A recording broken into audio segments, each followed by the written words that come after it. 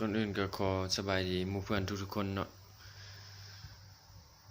มื้อนี้ก็บ่มีหยังหลายสิมาแนะนำสูบแรงดันสูง PCP เนาะเป็นสูบอันยี่ห้อ FX Airgun เนาะรุ่นนี้สูบดีใช้ทนเบามือเนาะมันบ่แพ้แรงเฮาเวลาเฮายุบเฮาหยังนี่ก็สูบไป 3,000 PSI เนาะสูบไป 3,000 เนาะมาเบิ่ง3,000 รู้สึกว่า regulator สิแรงเกินไปยังบ่ได้ปรับเนาะบ่ได้ลิ้นโดนเติบเนาะ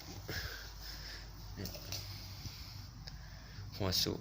เตาลมใหญ่นี่เนาะของแถมก็มีหลากหลายอย่างเก็บเข้ามาอันนี้คือน้ำมันหล่อลื่นมันเนาะ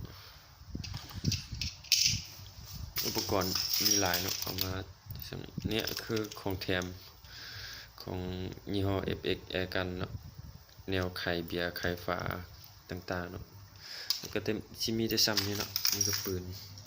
สวยงามเนาะกับสูบยี่ห้อมียี่ห้อขอขอบใจ